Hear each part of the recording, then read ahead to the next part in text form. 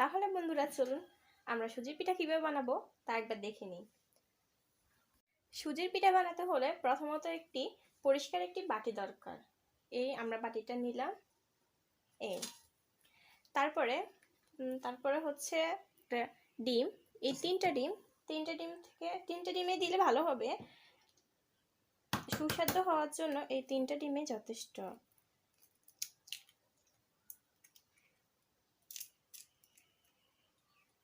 এরপর পরিমাণ মতো লবণ দিবেন, যাতে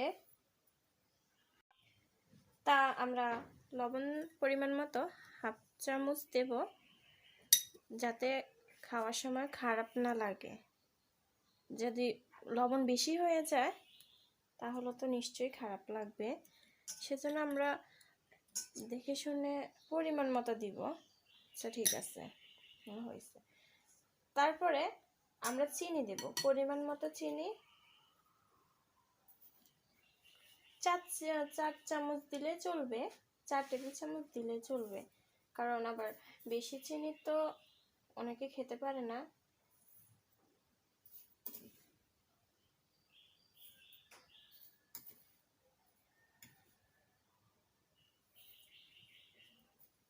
এবার আমরা আরেকটু সুস্বাদু করার জন্য আমরা কিছুটা গুঁড়ো দুধের গুঁড়ি আমরা ব্যবহার করব, এটার সাথে মিশাবো, যাতে পিঠাটা অনেক সুস্বাদু হয় এবং খেতে ভালো লাগে। 2 টেবিল চামচ দিয়ে বা 3 টেবিল চামচ, এবার আপনার পছন্দ মতন আপনি দুধের গুঁড়ি মিশাতে পারেন, ভালো লাগার জন্য, মুখে স্বাদ লাগার জন্য, এবং বাচ্চাদেরও তো এটা প্রিয় বেশি। এবার আমরা এটাকে মেখে নেব। আমরা অতপর মাখা শেষ। এরপর আমরা যা দেব সেটা হচ্ছে সুজিগুলো আমরা 250 গ্রাম নিয়েছি এখানে, পরিমাণ মতো। এবার সুজি এবার দিয়ে দিচ্ছি। দেখবেন যাতে শক্ত হয়ে না যায়, যাতে শক্ত হয়ে না যায় সেরকম ভাবে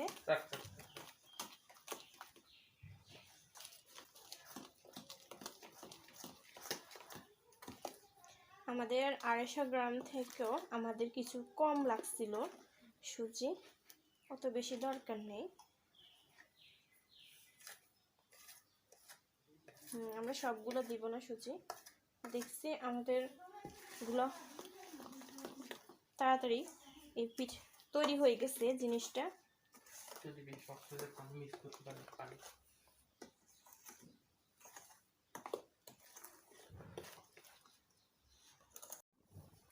এই জিনিসটা আমরা এখন ফ্রিজে রাখবো।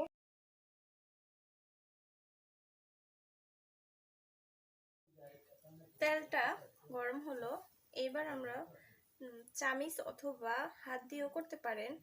আমি আমার সুবিধার জন্য আমি চামিচ ব্যবহার করলাম। এবার ছোট ছোট করে পিঠাগুলো ছাড়তে হবে।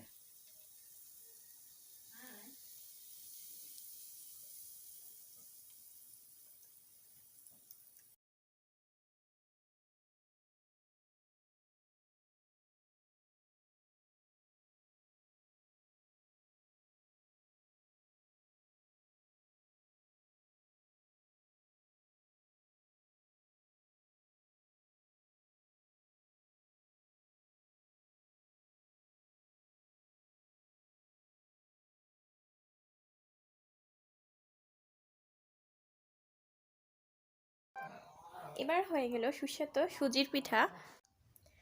পরবর্তী ভিডিওতে নতুন নতুন রেসিপি নিয়ে আমি হাজির হব আপনাদের সামনে। ভিডিওটি ভালো লেগে থাকলে লাইক, কমেন্ট, শেয়ার করতে ভুলবেন না।